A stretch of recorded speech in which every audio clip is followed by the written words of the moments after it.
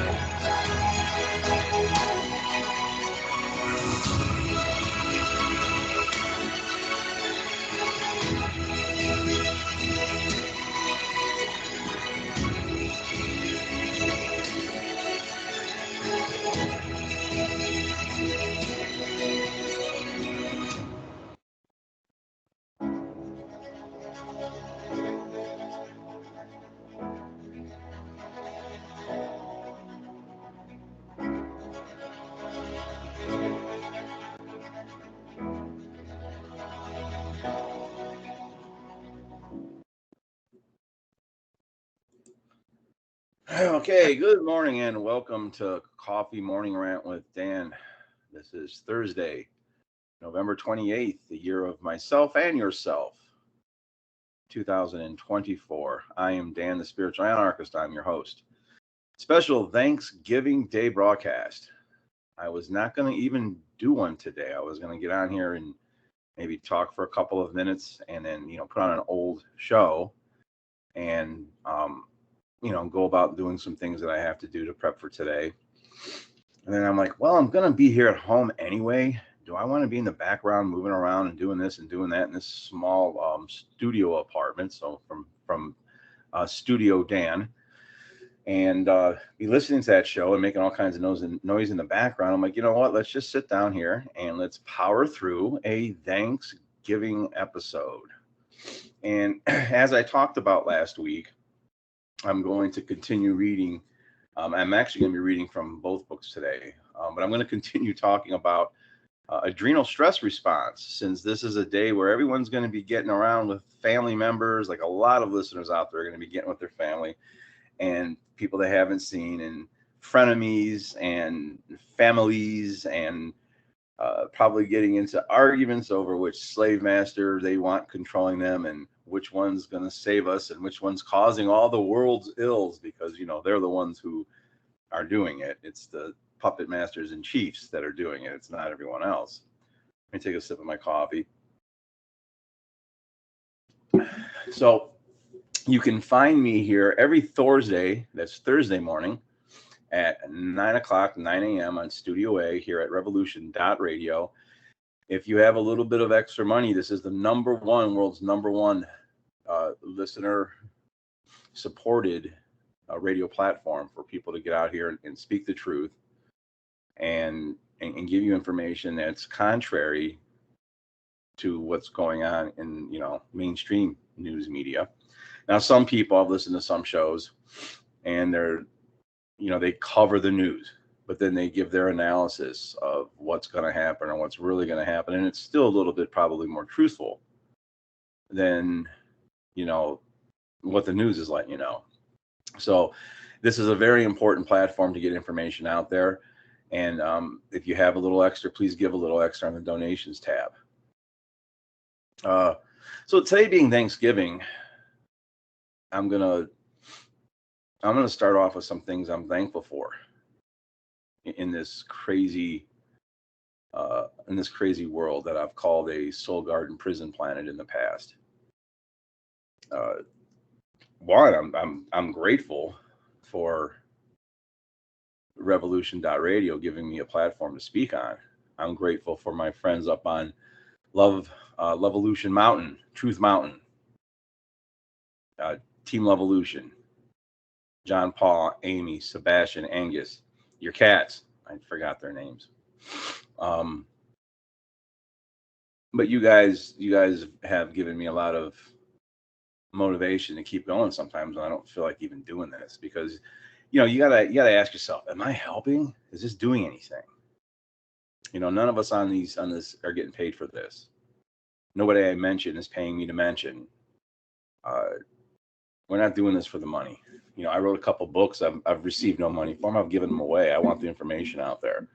If I ever do end up, making any money off these books or off the third book that I'm working on with Psychic Sonia Hortzman, a good portion of that, a great portion of that is going to be given away to the victims of the war over in Palestine, to the children. I'm going to want to make sure it gets to the right people. But it's when I think about how thankful I am, I'm thankful for the people I've gotten to meet in the freedom movement in the last 2.5 years, 3 years. I started doing this in 2019, and I had a little bit of a breakthrough in 2022. And to all the people I've interviewed and all the people who have had me on their platforms and have interviewed me, and the people who I've done real life collaborations with, you know who you are, everyone in the One Great Work Network, just so many of you, and everyone's got, from what I can see and all that, people have different ideas of how to go about trying to gain human freedom and ideas about how to tell the truth, but they're still telling the truth. And not everyone's going to agree on the solution. But what I can see in this group of people with various levels of knowledge is all knowledge is useful. They do have a firm grasp, many of them, most of them, I would say, have a very firm grasp on what the sickness is.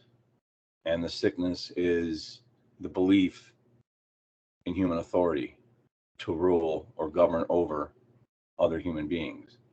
They have properly diagnosed the problem, and everyone's just going about trying to treat the problem in a slightly different way. But many of us are teaching it from the aspect, or trying to put that out there in the aspect of how we do this according to God's spiritual laws. How do we do this according to natural law? But I'm thankful for all of you. This is a hard time of year on people. It's a hard time of year on people. So it's not always a good day today. Sometime in your past, you had this awesome Thanksgiving or an awesome holiday season between Thanksgiving and Christmas, where maybe for several years you had family, you had loved ones, from the best of families, from the worst of families. It doesn't matter where you come from or what your religious beliefs are behind these holidays, or what your actual knowledge of these holidays actually are, where they actually really originate from. Bottom line here is, in the United States, in America, a lot of people have had these really good holidays, these really good memories, but they only had like 1 to 3 of them, and they've never been able to quite get back to that. They've never been able to quite replicate that.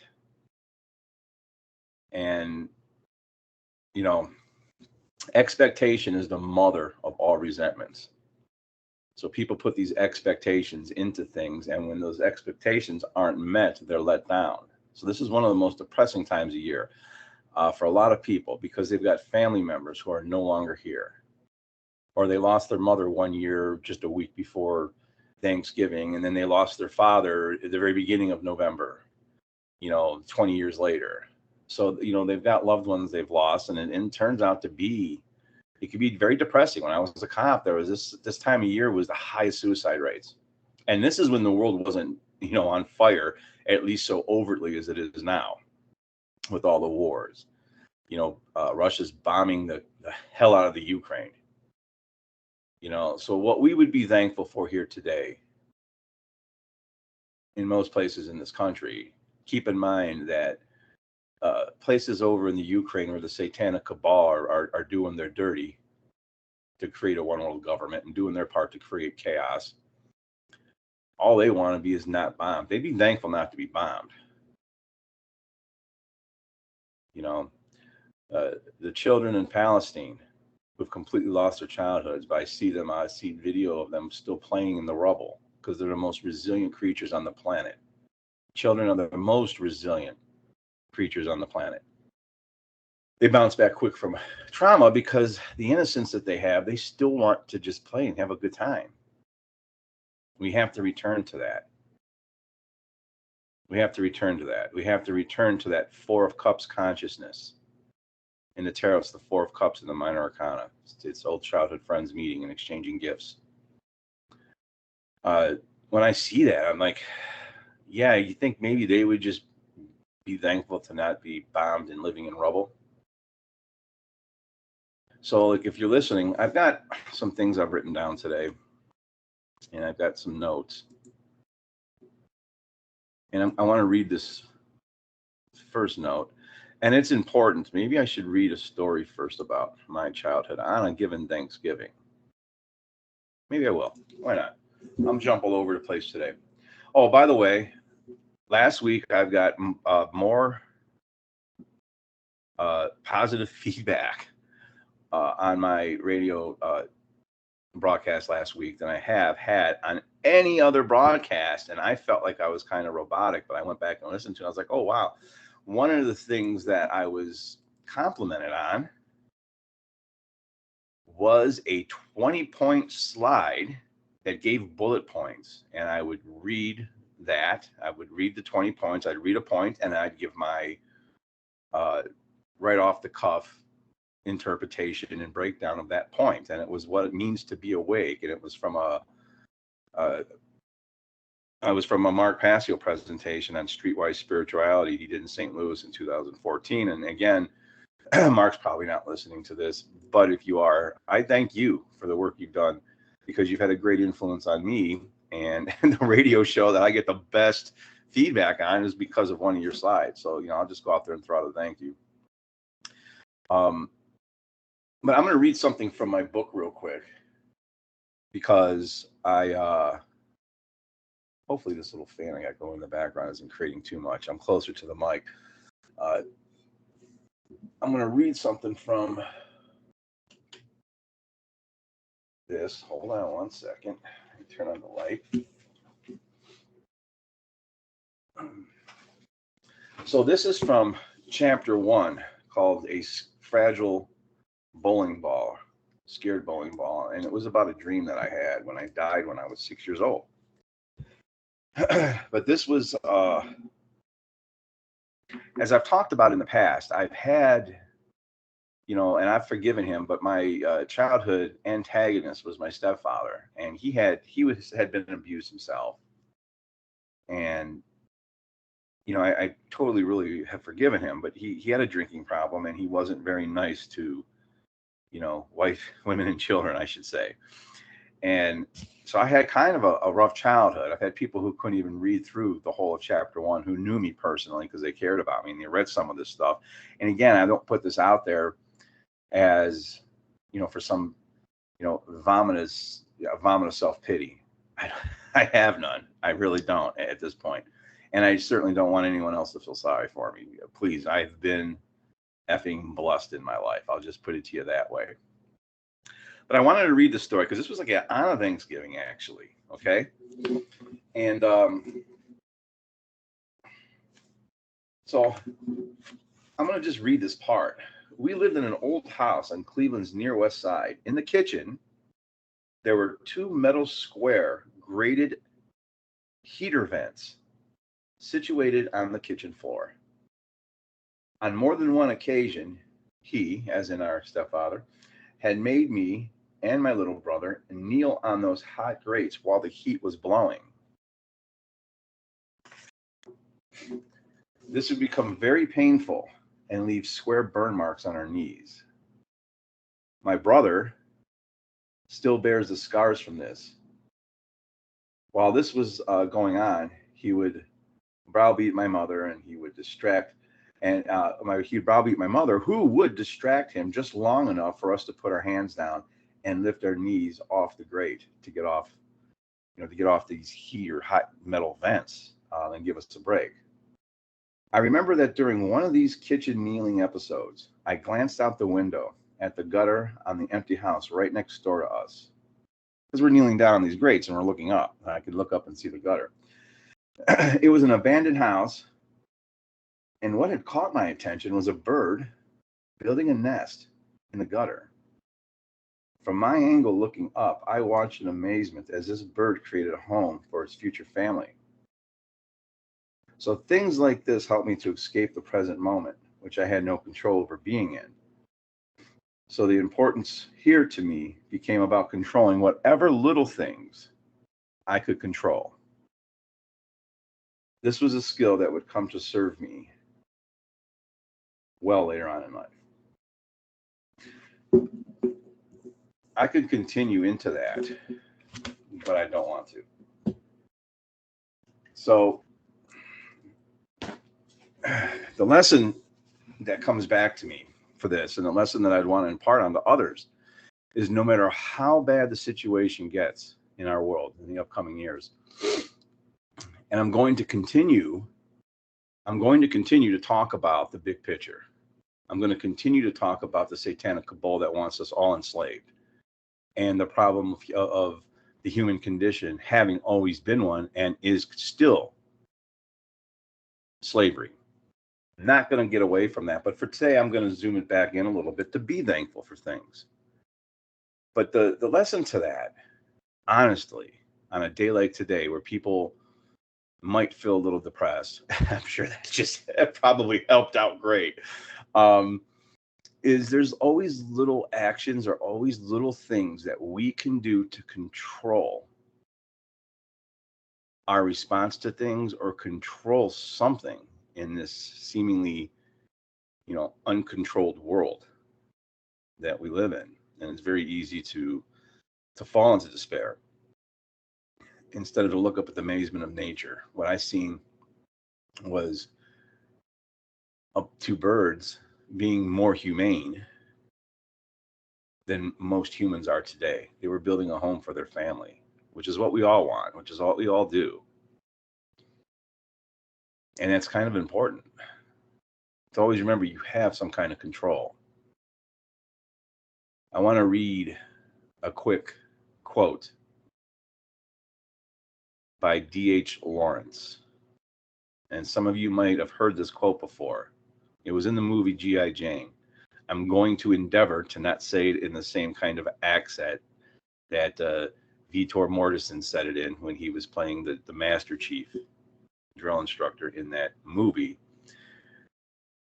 But this quote is, I never saw a wild thing feel sorry for itself. A small bird will drop frozen dead from a bough without ever having felt sorry for itself. So that's something we should endeavor to do. I don't want to say don't feel your feelings. If some self-pity jumps in there, you could let it sit for a minute. But just remember, no wild thing ever feels sorry for itself. And you have to remember who the F you are, where you come from, what you've done, who you really are. And don't stay stuck in that lower self-pity that all human beings have had at one point or another. Okay? It's very important not to stay stuck in that. Let me take a sip of my coffee. So again, it's important to be thankful for things. And this is a mirroring universe, law of attraction universe we live in. So what we put out or what we focus our attention on is what we create more of. The universe is mind. The universe is mental, all is mind. This is the very first Hermetic principle of mentalism. So when we can put out gratitude, even in the lowest of times, you will have more things to have gratitude about. Think about this. I'm a guy who's gone up and down in weight. I'm in excellent shape for my age with my injuries. I was a United States Marine. I was in good shape, but throughout my life, I've gone up and down in my weight. I've been overweight at times. I've been slightly overweight at times, but not bad. I've been at my perfect weight, which I'm not at now, about 20 pounds away from. I don't care. I'm very happy with myself. And that's what you got to do, is look at yourself and be happy with yourself. But when you're wanting to lose weight and your focus is I got to lose weight. I'm worried about losing weight. I need to lose weight. Got to drop some pounds. I got to, you're never happy about it. And you're trying to diet, but you're not dropping weight. Well, it's because your point of attention isn't on living, isn't on moving, isn't on breathing, isn't on the enjoyment of any type of physicality that you can do to help yourself drop that weight and live in the moment in the beauty of what you're doing, in the beauty of the human body and movement. You're more focused on, I need to lose weight. Well, the universe picks up on that you're worried about being overweight. Guess what? You'll probably gain weight. So what you put your attention on, you got to be careful how you do it and what you put your attention on. So you don't want to keep your attention on self-pity and feeling sorry for yourself. You want to be thankful for things. And honestly, I don't care what the origins of today is. Actually, I do care about the origins, and I'm going to get into a little bit of those, but be thankful. Be thankful. I'm thankful people have come before me and put some work out, like Michael Tessarian, Mark Passio, David Icke, Derek Brose, Corey Enderlot, so many other people in the One Great Work Network. And it doesn't matter. I can go all up and down the chain of how much they're known and how many followers they have. That doesn't matter, because at the end of the day, we are all human beings wanting to live free from slavery. And so one of the things I think we should be thankful for today is, for those of us doing this, we should be thankful for each other. We should be thankful for each other. I never saw a wild thing feel sorry for itself. A small bird will drop frozen dead from a bough without ever having felt sorry for itself. So I'm going to go on to what they call the true story of Thanksgiving, which is a blend of history and myth. We can sift through a few of this, through the elements here. Okay, the common story revolves around pilgrims at the Wamapeg Native Americans, Indians.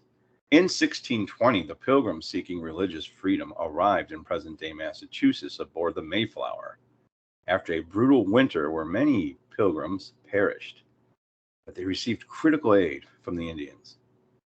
Okay, the Wampanoag, if I'm pronouncing that correctly, who taught them essential survival skills such as how to cultivate corn and catch fish, grow food. In 1621, the Pilgrims and the Indians shared their first feast to celebrate the Pilgrims' first successful harvest, which is often cited as the first Thanksgiving. However, the real significance of this event is more nuanced, as they always are. I want you to think of current world events. It was a moment of an alliance and mutual benefit amidst a backdrop of tensions and eventual conflict. Folks, the conflict was already going on. The Indians' country was being invaded by Europeans with a certain agenda. Okay. Thanksgiving became an official holiday when President Abraham Lincoln proclaimed it in 1863 during the Civil War to foster a sense of unity between the people who were murdering each other for government during our country's first Civil War. They're working very hard at getting a second one coming. Yeah, the event was romanticized over a long time. And it is a painful history, because American Indians, the way they're treated today, the way they've been treated, throughout the entire 20th century, 19th century, 20th century, living on these, small patches of land that was their land that was given to them. That'd be like me coming over to your house, breaking into your house. I'm going to steal your TV. I'm going to steal your end tables, your coffee cups, that favorite cup of coffee. Let me take a sip of this real quick. And afterwards, I'll give you back like a spoon and a fork I took of yours. But that other stuff I'm keeping. That shit's mine because I took it rightfully, right? No, that's theft. But here's the truth of the matter.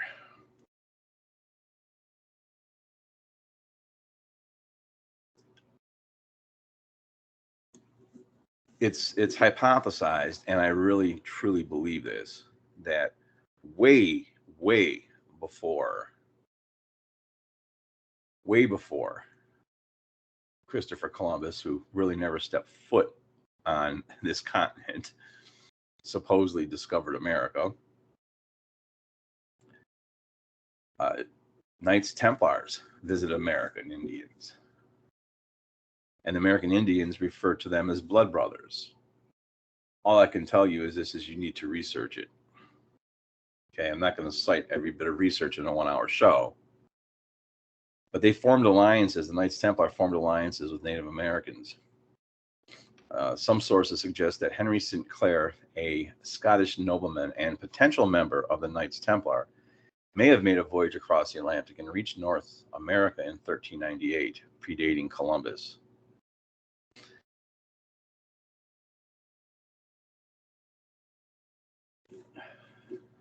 No, I don't know what ceremonies they may have done for the American Indians to consider them blood brothers. And I know not all the Knights Templar were good. I know the original 9 set out on a mission. I believe that they were serving the Catholic Church at the time, with the research I've done, to as a front, because that was the most powerful force, satanic force in the world. And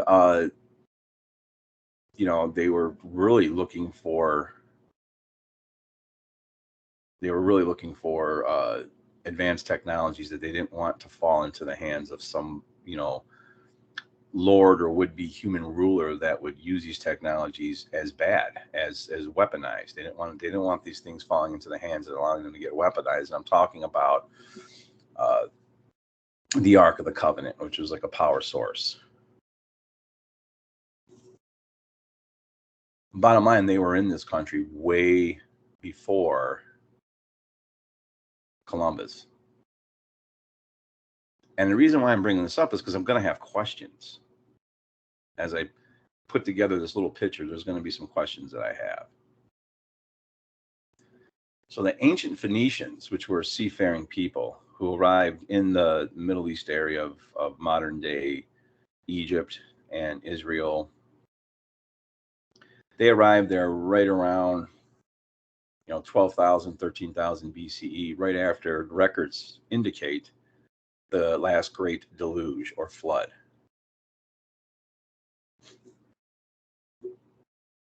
They were direct descendants of what I believe to be the ancient civilization of Atlantis. And this might be out there for some people, but we've been through these world events before. Humanity is like a dog chasing its tail over and over again. And we have to ask questions: why? Why do the same events occur again and again?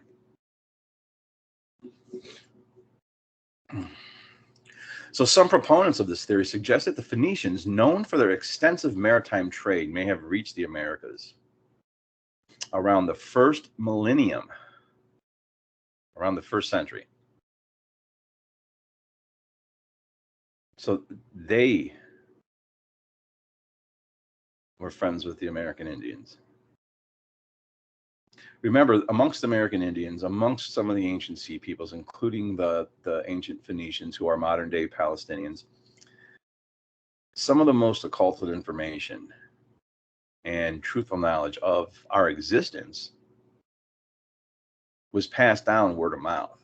They weren't always written down. However, the things that were written down, and especially things that were carved into stone that took time, it just makes sense to me. I can pull up a Word document and write anything I want. But if I had to take a chisel and a hammer and carve the alphabet, just our alphabet. Doesn't matter if it's runes or anything. In the long run, those runes were a way of communicating. That's what the alphabet is.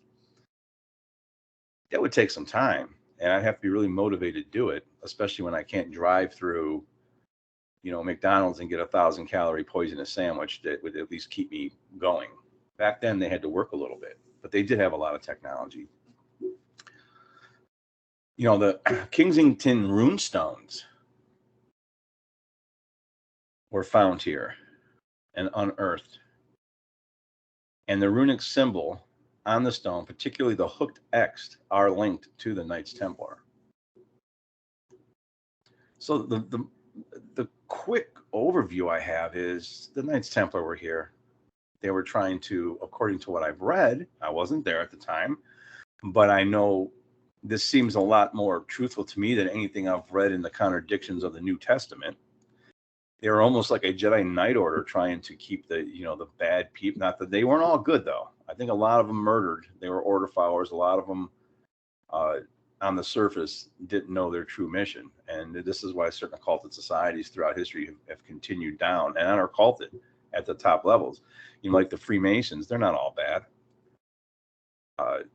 I certainly dealt with some evil ones, in my opinion. But at a local level, Freemasons is like a moose club. They want to feel special and wear special clothes and, be in a special club where if they do what they're supposed to do, they'll level up like in a video game. F that. I'm not into that crap. I'm not into any of it. I'm not a joiner.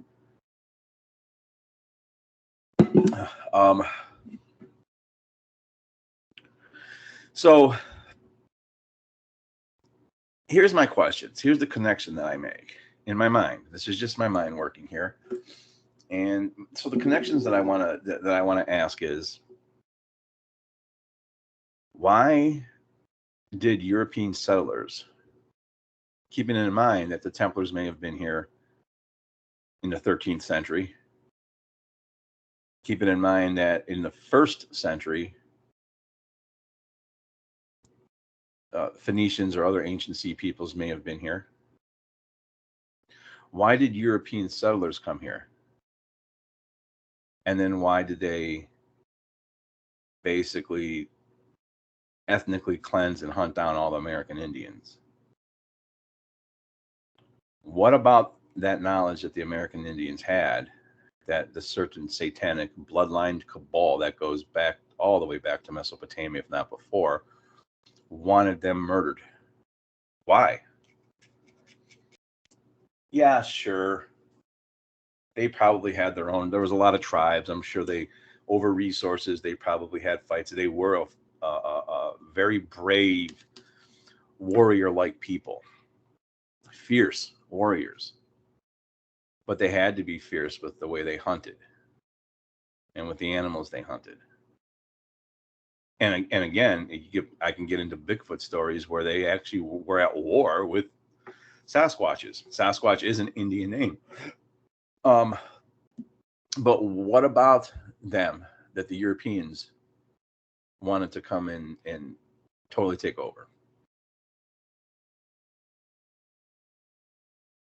What did the ancient Phoenicians know?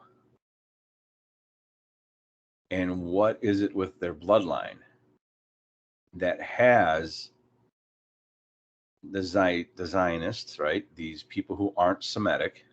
The Semites over in that area of the world right now are the Phoenicians.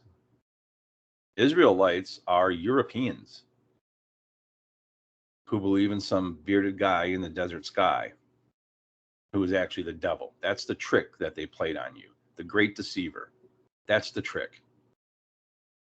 But what is it? What do they know? What did they know?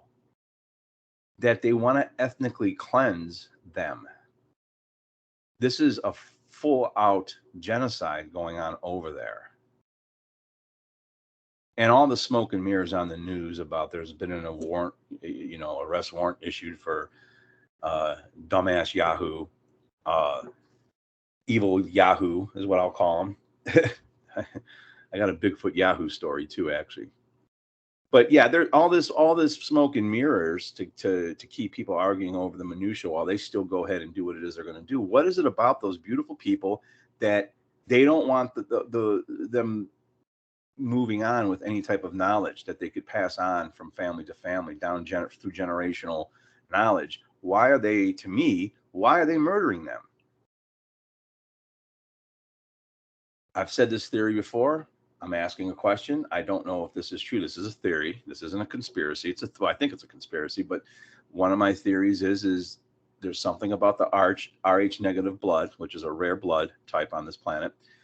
And there's something about their blood that isn't as affected by the needlecraft to inject experimental gene therapy poison into us via what they did 4 years ago for the cooties, when all the governments of the world worked in tandem with one another, great friends, awesome allies. We'll work together and put all our citizens in masks and lock the whole world down.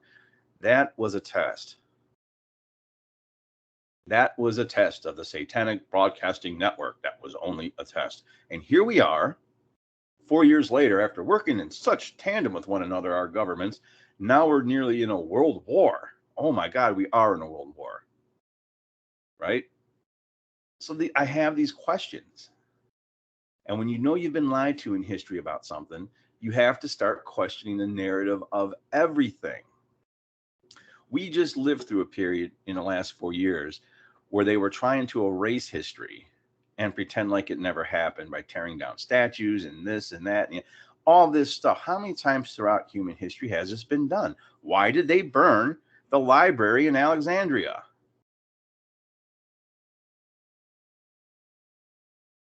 As soon as we could start asking these questions, we might actually get to a point where if you ask the right questions, then finally answers may come. But the right questions have to be asked. So today isn't about Thanksgiving. Thanksgiving's history is rich in sacrificial bloodletting and blood.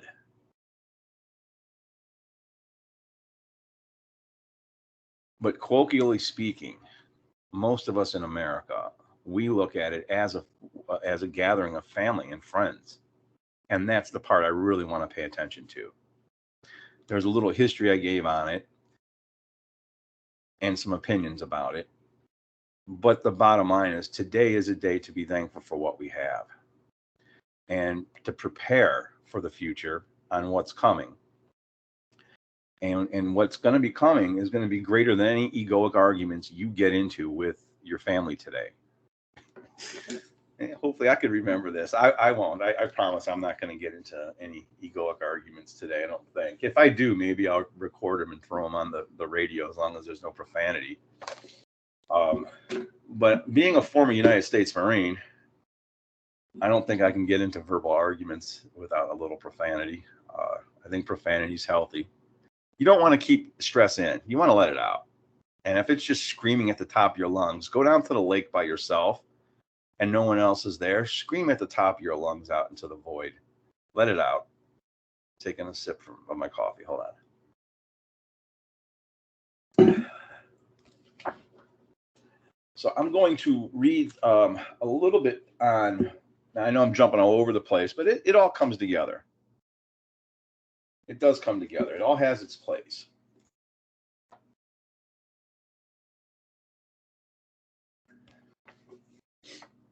I'm going to read a little bit from chapter 2 of Violence and Ego, and it's going to be on adrenal stress response because there's a lot of adrenaline. There's a lot of adrenalized events that are going to cause you to have adrenaline dumps, and you can't ever control when one's going to come. This is why training for it's so important. So I'm going to read a little bit on this, and I could go into the whole like chapter and give some of my stories in the future of different things that I was surprised by certain adrenaline dumps that I had, where I didn't expect to get adrenalized. I was certainly surprised at times in very dangerous and potentially violent encounters that I had that, I had to work through those effects. I had to work on breaking the freeze that adrenaline will cause.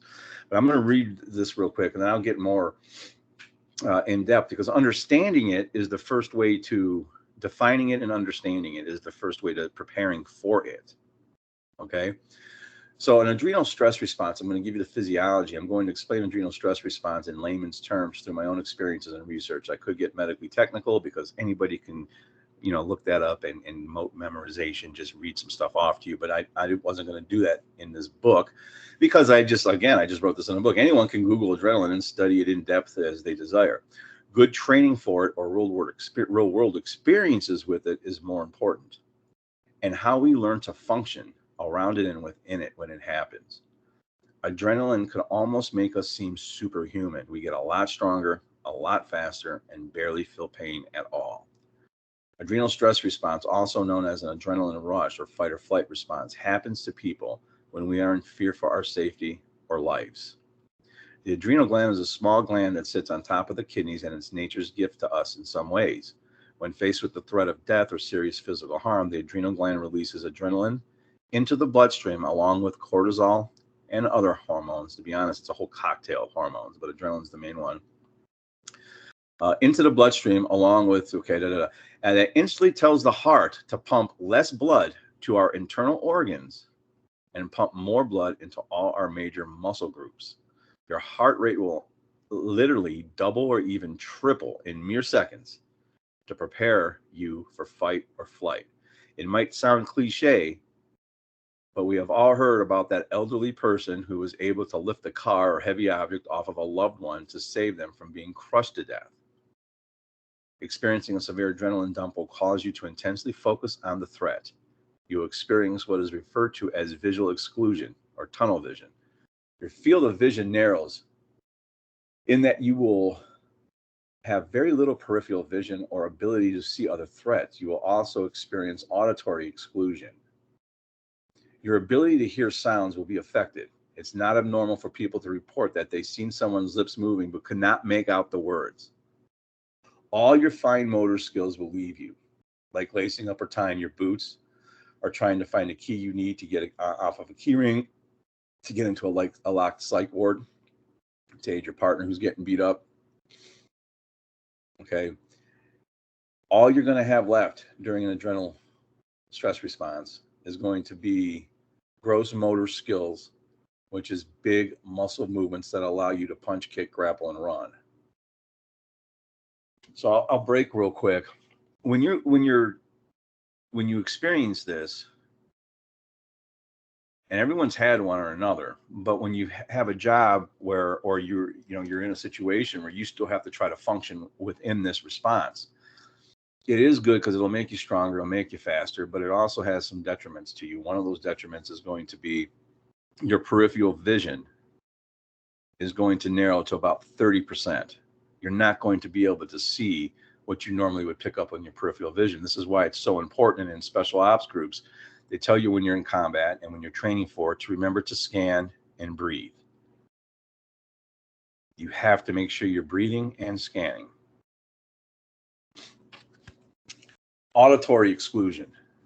You're not going to hear things correctly. You're going to also experience what's known as time dilation. This is why it's so important if you're involved in some type of critical incident where you had to defend yourself and the police are questioning you. I'm going to tell you this as an ex-cop. Don't answer any questions. If you could muster off the thought process, okay, you've just been in some type of life-threatening altercation where you had to defend yourself, you can tell the police simply, if you even want to say anything, I would probably say, I'm going to fully cooperate with you, but I just got done fighting for my life. I'm a little shook up right now. I need to collect my thoughts. I want to get a lawyer, and I'm going to fully cooperate, but right now I just can't say anything. I'm too emotionally upset right now to talk, because I know everything that I say can and will be used against me in a court of law. If they continue, just sit there in shock and stare off. Don't just say, I want to get a lawyer. I need a lawyer. I can't speak about it. You don't let them keep you talking. Just sit there and zone out. because they'll try to keep you talking. And anything you say after that, they're going to consider an excited utterance or voluntarily released information. That's what it's looked at in court. So keep your mouth shut. Okay, glue your lips together. So where did I leave off here? Because I want to continue. All right. Okay, another effect of an extreme adrenal response is you may have control, or you may lose, of adrenal responses. You may lose control of your bowels and your bladder. This is the body getting rid of or purging anything that can slow it down for flight or fight. The phrase "scared the shit out of me" has its origins from the adrenal stress response. This happened to many of the emergency first responders during the September 11, 2001 false flag terrorist attacks. Many of the first responders reported this to their psychologist during incident counseling. Okay, they go through a debriefing, incident counseling, and they felt bad about it. Many thought they weren't cut out for the job anymore, or they were ashamed that they had gotten that scared for that to happen to them, until it was explained to them that the bladder and bowel control loss is normal. It's a normal physiological function under that kind of extreme stress. The first responder who heard that explanation for bladder and bowel loss was actually distressed because it had not happened to them. So one of the people there, it didn't happen to them, and they wanted to know if they were normal and needed further counseling because they didn't get the shit scared out of them. But that dude had just gone to the bathroom. It was reported like 15 minutes earlier, after his morning coffee. He had already gone to the bathroom.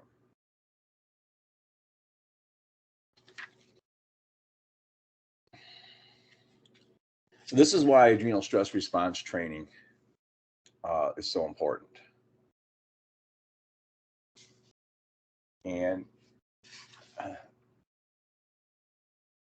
the thing about adrenal stress response, it can happen at various levels. It's nuanced. It isn't you lose all your shit or you don't. I was going to a tournament one day.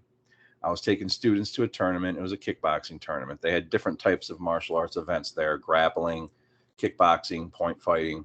And we usually would go and do all three.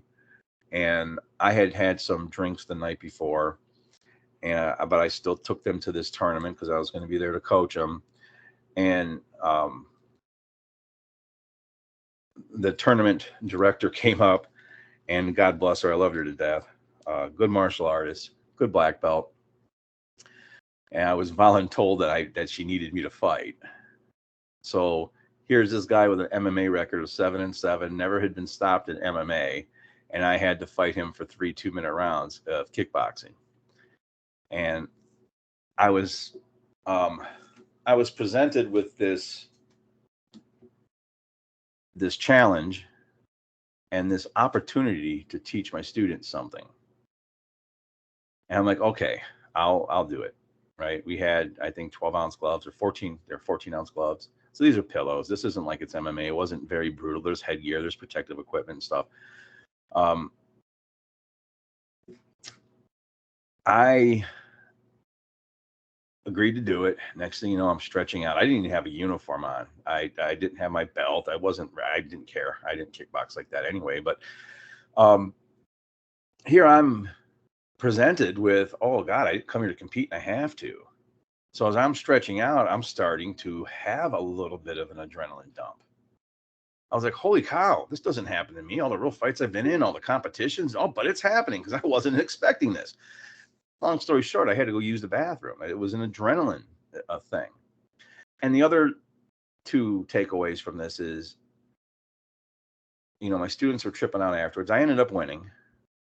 I lost the first round according to what they said. And then the second 2 rounds I won. And I did it because towards the end of each round, I made sure I kicked them in the head. And that got audience reactions, and the judges remember that. And so I ended up winning.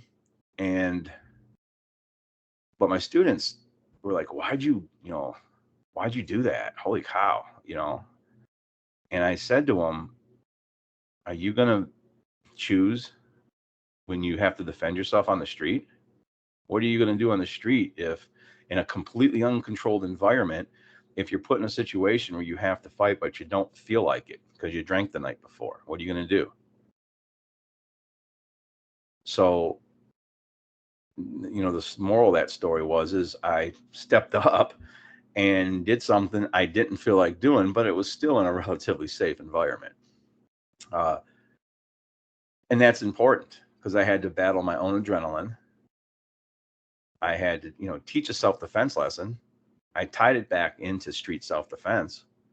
If I can't handle fighting with pillows on my hands in a controlled environment when I don't feel like it, how am I going to handle some night when I'm leaving, a friend's house or something, and I'm by an alley, and all of a sudden somebody wants to rob me or jump me, and I have to fight because I can't run, because I have, a friend with me that I can't leave there. I have a child there with me that I can't leave there. So this is how you have to train for adrenal stress response. And luckily I had done enough training for adrenal stress response where I had trainers who had elicited enough of a response in me throughout training and enough real world experience where it wasn't a big deal. I was just laughing at myself because I was like, holy shit, I'm experiencing an adrenaline dump here for something I've done before. It wasn't expected. And that's the whole thing. When you actually get attacked, it's going to be fast. Violence is fast. I can't stress this enough. And with what's going on in the world, okay, when they go on the attack, like they're going to be going on the attack, well, what's coming up in 2025 isn't going to be, it's not going to be nice, because this is how ops work in the government. I worked for the government. This is how they were worked against me. I knew as it was happening. I had been on the other side of them to a small degree, but not like this. But when they get done with one part of the op, there's no rest. They immediately start the next one. And then when they're done with that, they immediately start the next one. It's bam, bam, bam, bam, bam. There's no rest in between. They don't want to give you a chance to collect yourself. It's one thing after another to keep you stressed, confused, in fear, what's going to happen next, and completely out of control. This is where the term shock and awe came from. The shock and awe part of any type of assault on a country or on a civilization is overwhelming, one thing after another, to take away the opponent's willingness to even want to be there, to even want to fight. If you can pull up that warrior, that little internal warrior within you, that warrior who has compassion, but is still willing to fight. If you can keep yourself from panicking, maybe I'll go into some breathing techniques. Remember what I said earlier about the scanning and breathing. It's very important. It's how you keep your wits about you under extremely stressful situations. The person who doesn't panic is going to be the person who will survive the situation and help others to do so. One last quick story. It's already 9:55. I've only got a couple of minutes. When I was working in the prison, the psych pod at 6 o'clock in the morning was supposed to get their meds. We had them at outside rec pretty early. It's at 7. They still hadn't got their meds. Sometimes they'd get called late from rec, and they'd go over to the medical building, and they'd get their morning meds. These were criminally insane individuals who were probably made that way by the pharmaceutical industry to begin with. But some of them had done some pretty heinous crimes. Some people in prison do belong there, actually. I've given my opinion on all that, even though it's a monetized criminal system in itself. But I was with 120 inmates at outside rec, and this was prior to, or just right after, the Ohio Lucasville riots, which made national news back in 1993, and they still had weights and stuff like that.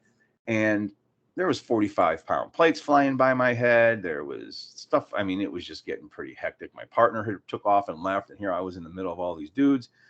And because I didn't panic and I stayed calm, I just kept telling them, put this stuff away. You're ruining your own stuff. It was a very fine line I had to walk. I couldn't act like I could beat up all 120 of them, but I couldn't act scared neither. And, I'm actually shaking now thinking about it. It's pretty scary when you're in that situation. But because I stayed calm, one inmate said he's not scared. He doesn't even carry a stick, which he was referring to a PR-24. Next thing you know, he picked up a weight, started putting it away, and then the other inmates started seeing this. They all calmed down, started putting the weights away, and somehow I diffused this riot.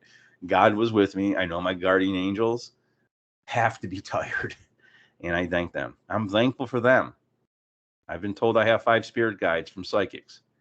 I'll get more into what psychics have told me in other upcoming shows. But the music should be starting soon, folks. Have a happy Thanksgiving. Stay safe today.